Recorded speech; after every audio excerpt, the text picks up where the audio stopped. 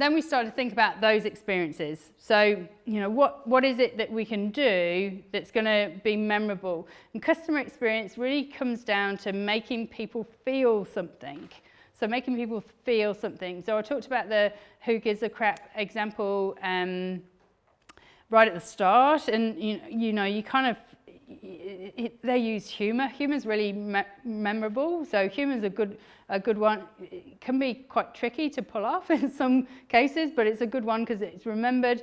But you get a sense of sort of being within a tribe because of the language that they use as well.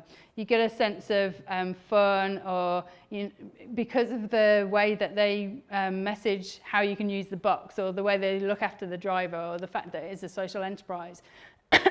So you start to feel really loyal. I'm actually really loyal to Who Gives a Crap. I've just realised how many times I've used them as an example, but I think they've done a really amazing job of creating great experiences throughout the whole journey.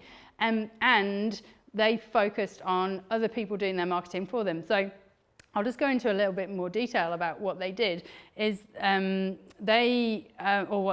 create these sort of covers, paper covers for toilet paper. So they're not wrapped in plastic, it's wrapped in cardboard, and these patterned sort of wrappers come on each of the different toilet rolls.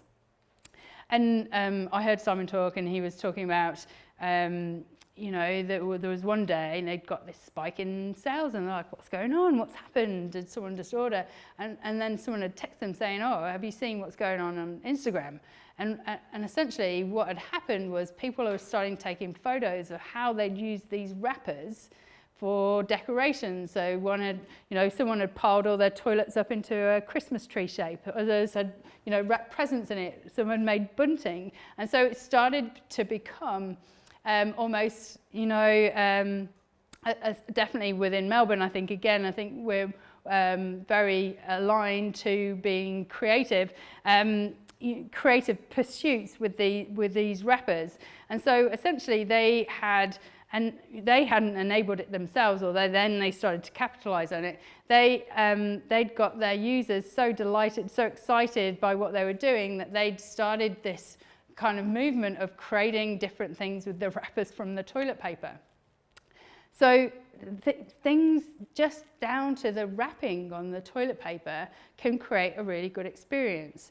So one thing and one tool you can use is service design, is actually thinking of all of the different elements, all of the different touch points that someone comes into contact with, and all of the visible, what they come into contact, and all of the invisible, what you do to actually service that. And think about, again, how can you make sure that at each of those steps you're delighting your customers?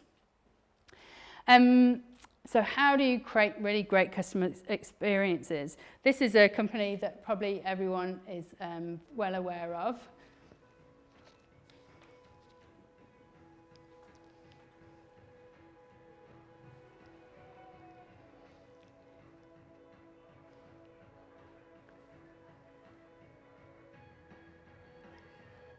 And so what happened here is they put a Coke machine into a canvas in the Philippines. Is that right, Phil?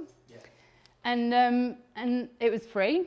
What you had to do is you had to hug the vending machine to get the Coke. So this is great in a number of ways. How many people took a photo of themselves hugging a vending machine? Probably quite a few.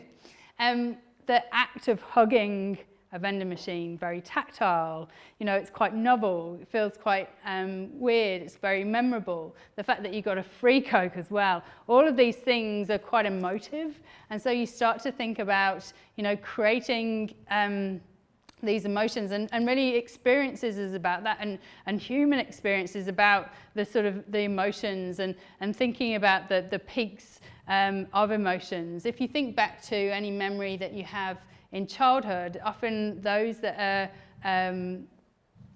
sounding like it's heartbeat, that's very emotive. If you think back to childhood, you can think about the moments that you remember are probably bathed in emotion. You know, it's because of the emotion of that moment that you remember it. And so that's really what we're trying to do with our experiences, is think about how do we make people feel something? How do we make it emotion?